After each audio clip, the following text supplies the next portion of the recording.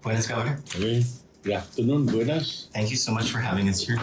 You're nearing your first 100 days in office.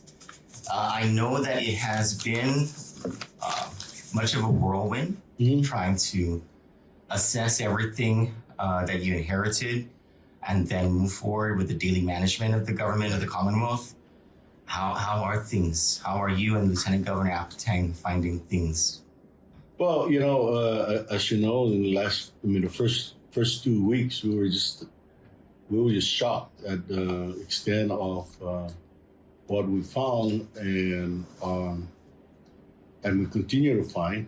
But we made a conscious decision not to dwell too much on that, and that's why we decided to set up a team to start looking at that, and that's going to take a little bit of time to get the details of the expenditures and potential and allegations of abuse.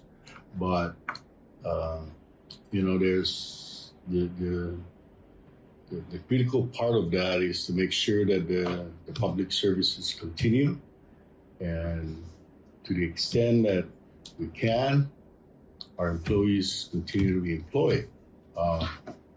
So we pivoted a little bit to that and focus on how to keep our operations going. One of the critical part of that is knowing how much resources we have.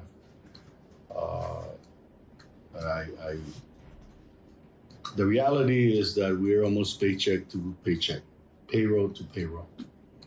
And within those, periods, we have the payroll, we have all the other costs associated with payroll, the fringe benefits, the insurance, and then we have the retirement, the settlement payment, settlement agreement payment, which is close to $1 million every week. I think we pay, and so. We focus in on that, find where we have a little bit of pockets of funding to continue the service. So that's where in the last 2-3 weeks, we really focused in and really honed in on that. And as you well know, one of the biggest part of that is to revise the budget downwards, and just took away the ARPA funding, the resources that was supposed to be paid by ARPA and by the community disaster loan that we had almost $100 million. Because those ended up, you found, being phantom appropriations. Yeah, those are, they really were. Everything we found out that everything and everything and anything were funded under that, and it was not sustainable at all. We were really close to completely depleting that resources in the bank, but we found out also that there was still an overcommitment to that. There's a lot of commitments out there that were executed in contracts that we found out we just didn't have the funding anymore. I mean, case in point was the Mirana Southern Airlines. The other one is actually the commitment to give $10 million to CHCC. And that was already in the book. It was booked, but the money wasn't there. And several sources of expenditures, the Office of the Governor, for example, and then other commitments like even the mini games. We overspend what was budgeted significantly, and then we still have outstanding of expenses from that event. Are the vendors waiting to be paid? Is that correct? Yeah, and I heard that some checks that were issued under the games account actually bounce, and that's the it's almost insane.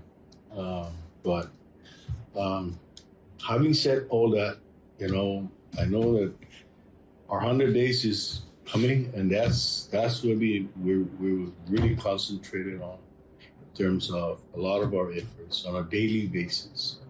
Is it almost like crisis management? Oh, that's what it is. So the first 100 days is going to be crisis management, and then pivoting into, okay, so where can we, where are the opportunities to get resources?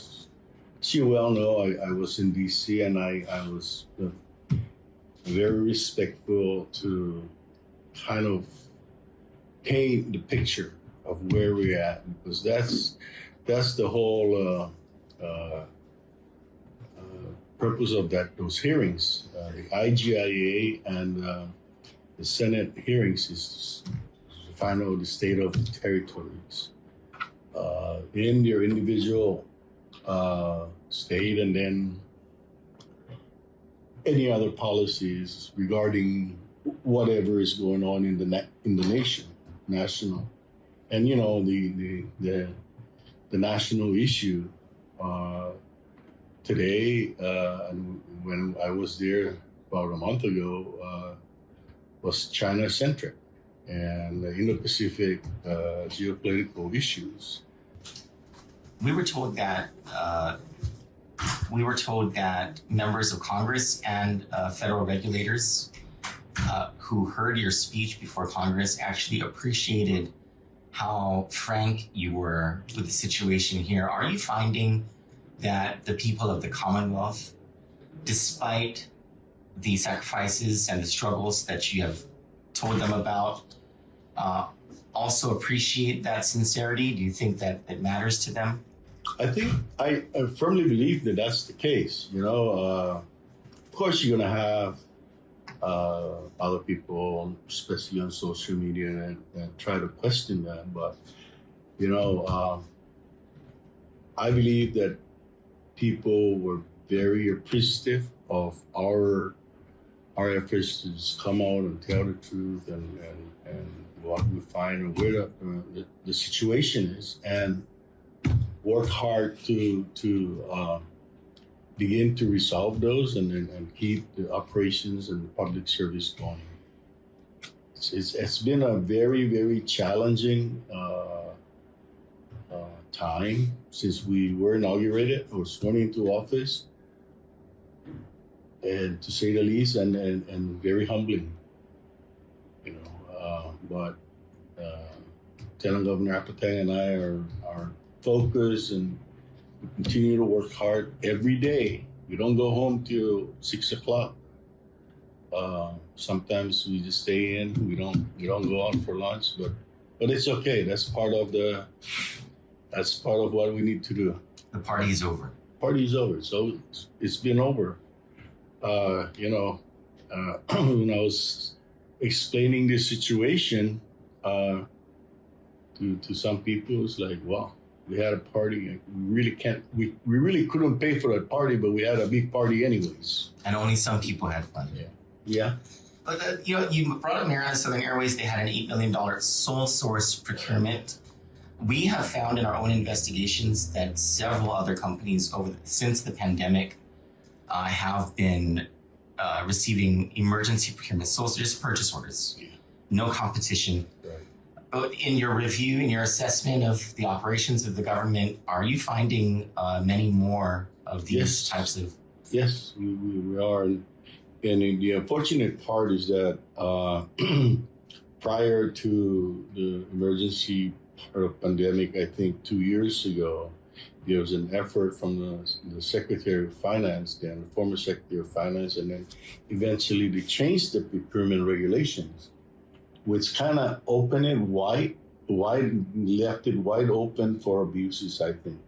And so in recent conversation and discussion with the Attorney General, we've decided that, we need to make those changes and go back to real accountability, i.e., you don't have to bid something for purchase of a vehicle if it's below $50,000. That's the current regulation. That's the current regulation. It used to be vehicles, if you're gonna purchase capital items, anything over, I think, $10,000, you have to bid it up. And anything below that, you have to get at least 3 quotations and justify that properly. But what the changes in regulation did was basically opening wide and left it wide open. Then you have the emergency declarations, which empowered the governor to go ahead and do all sorts of things without the procurement regulations in place. I heard you say something interesting at the news conference yesterday or a couple of days ago, and it made me wonder. You said that you're only asking for 50% transfer authority within the budget. Everyone before you has asked for more than that. It made me start to wonder, are you willing to institute reforms that roll back the increases in power that Ralph Torres gave himself?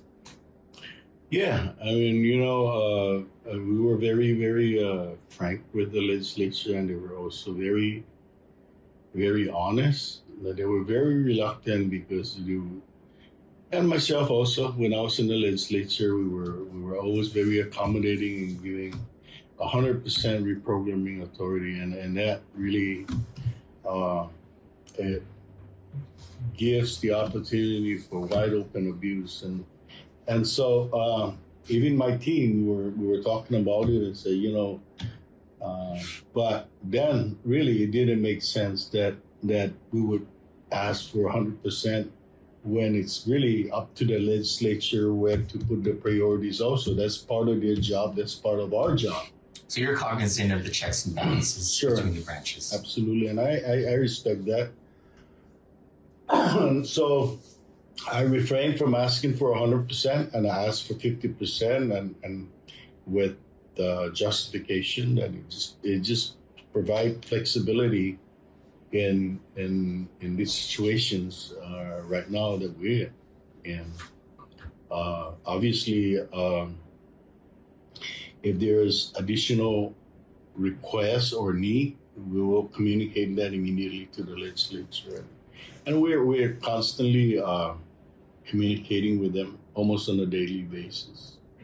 So, Governor, when you have a forensic audit done and assessments of the financial condition of the government, and you're able to identify misuses of funds, yes. who misused the funds, what contractors received funds that they were not supposed to receive, number one, is there a mechanism for the government to get that money back? I think a lot of our viewers are wondering, can the Commonwealth government get that money back? And how would you do it? One of the first things we need to do is when we do the forensic, I'm pretty sure that those forensic auditors are also very well versed in the laws, even on federal laws, for example, because a lot of the resources that were abused are, for the most part, federally funded. And so we look to our federal partners to see what the path is for that. And if people are going to get held accountable, criminally accountable, then that's where we need to go.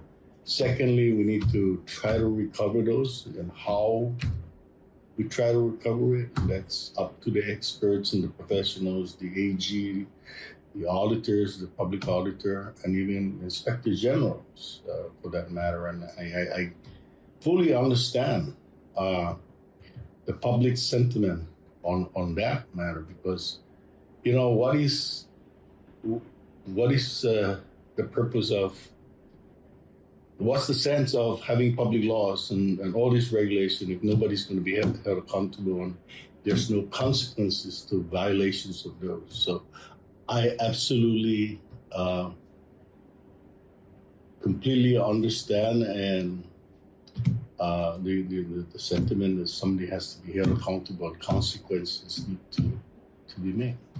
There was a breath of fresh air that you blew into the room a couple days ago, despite the sacrifices you are asking public employees to make. And that is that there is a trending uptick in revenues coming from mainly the Korean tourist market. So you're looking at nearly a 10% increase in revenues this year. So it got us wondering, whether despite the crisis mode that you're in, if you've had time to think about what is the economic outlook for the Commonwealth during your term? First of all, thank you for that question, because, as we really, really focus on the crisis at hand, sometimes we tend to not really look beyond those crises. But do you have time to look beyond those crises? Well, yeah.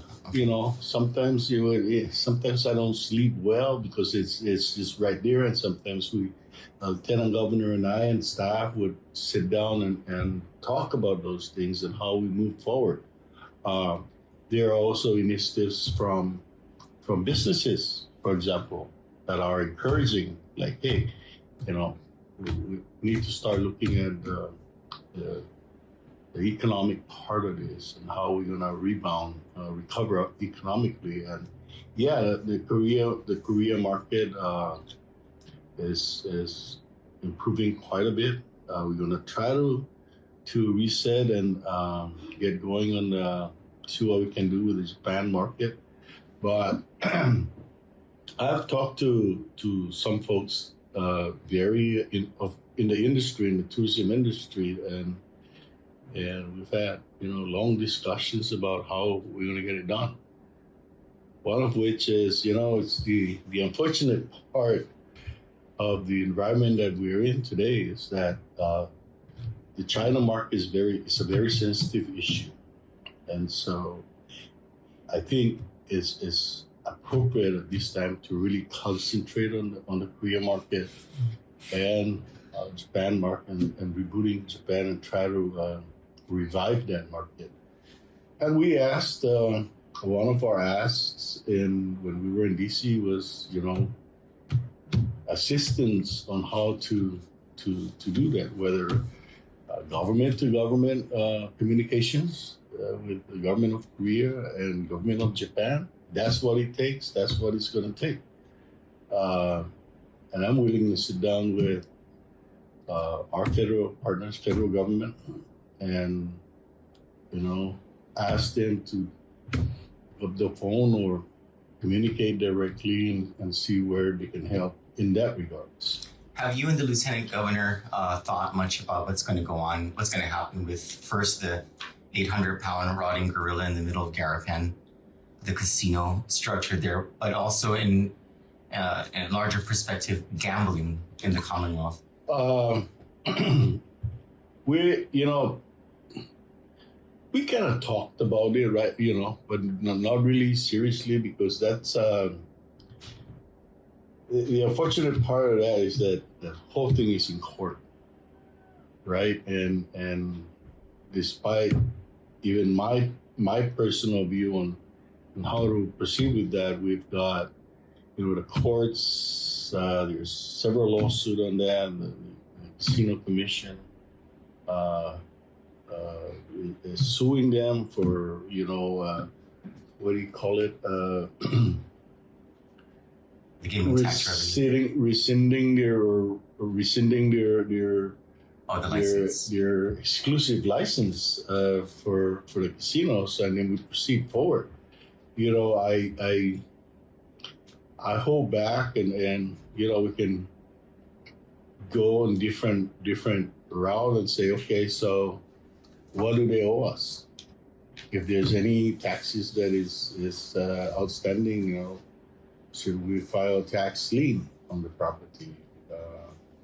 But those are all, in the immediate future. We're waiting for. I know that the CCC is under mediation with the IPI, and we'll see where that goes and take a look at what the alternative routes we're going to take. As far as the casino industry, it's very discouraging right now. because we've spent so much time on gaming. The Commonwealth has, first it was the municipality of Tinian, and it was good for 5 years, 6 years, but then it collapsed. Because of federal regulatory stuff and money laundering and all the gory details and the gory things that are usually associated with the industry. And, Rhoda tried to get into the industry and never took off. We have one in Saipan, and albeit for the first 4 or 5 years, it was an upward tick, but with the federal regulatory issues and violations of immigration laws, here again is an experience of the industry, and somebody told me that an Asian model of gaming industry does not work on U.S. soil. Gaming worked in Indian reservations in the United States, right? Why is that? Because they were highly regulated and were compliant. But the Asian model, Macau model for gaming and versus U.S. regulatory issues like Treasury with FinCEN and all that just doesn't match. And so I personally don't think that we should waste any more time on that particular industry, and we should pivot ourselves into looking at other possibilities that are going to be sustainable, that is going to put us in really good footing with the federal government and the region, for example. So thank you for that, Governor. That brings me to my last question, and it's very much related. So when you, from a top view, when you look at Saipan, Tinian, Rota, the Northern Islands, then everything around the Northern Marianas, from Guam, the rest of Micronesia, Asia, the United States, what is it? What is it that you see as being that next engine or that buildup of the economy? Next boom for the CNMI? Well, we need to start taking a look at what is there even in our covenant, whether it's increasing industries coming to Korea, really doing our best and trying to incentivize and invite industries from American industries. I mean, there's a lot of companies moving out of China that are American companies. Now, what will it take, for example, is there a possibility or are there opportunities for the Commonwealth to captivate some of those industries? And what is the region like? How can I sit down with Lou, with Governor Lou or Guam and other Micronesian islands? Like what would be a good regional industry that we all are going to benefit? And I know Guam is doing very well economically, and why is that? So we need to realize that, figure out what Guam has done right, what were their policies, what efforts did they make. There are actually some things in our toolbox that have been there, particularly under the covenant. We need to seriously take a look at it and take advantage of those provisions in our covenant that provides for that. The one thing that's really glaring in the region, especially now, today, is the military industry. Guam, Hawaii has thrived and has been sustained and stabilized with the military economy. Even if, for example, the tourism economy starts, getting in trouble, there's always those stabilizing or with the military economy, and that's something that we need to seriously take a look at, and how we can work that. What is it that we can complement? How do we're not going to repeat what Guam's doing, but how do we complement that industry? And I think the rest of Micronesia is also looking at those possibilities. Do you and the Lieutenant Governor see an economic boom starting by the time you leave office? I believe so. I really do believe so. Hopefully midway through our administration, we're going to see a rebound in our economy. But again, sometimes, in our communities, and even human beings, sometimes it's very hard to get rid of old habits. And so one of the things we need to do is to be very honest with ourselves, look back at our history, what has worked and what we have abandoned. At one time we have 700,000 Japanese tourists. But what did we do wrong to chase them away? What happened with our Japanese investors? What are the components? What are the issues that made Saipan and the Commonwealth not attractive anymore to these people? And we got to figure out whether we can fix that. We can't. I don't know. To me, we seem to be fixated with instant gratification type of industry that and sometimes I guess in the past it was necessary to do that under when we were under stress. For example, we invited the casino because at the time it was the most convenient and fastest way to address the issues that we were facing. It's financial issues with that retirement and the lack of economic activities. But the first thing we need to do is what's already there, and we need to put a lot of more effort in rolling out infrastructure developments in the Commonwealth. Roads, utilities. We have so much on the table that we're not doing.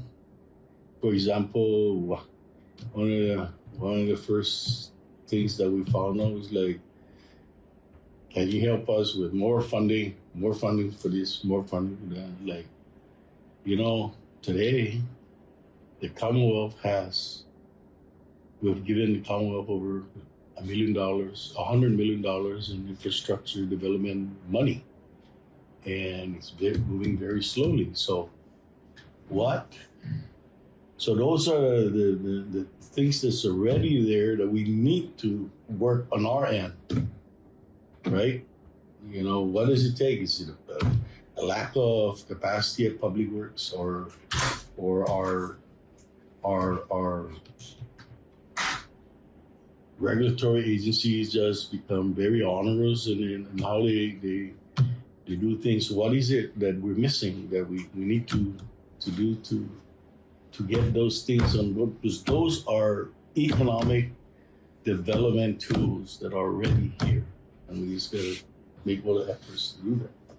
Thank you so much for your time, Governor. I really appreciate it, and your candidness with Candid. I know you have so many things to do. I don't want to take up any more of your time.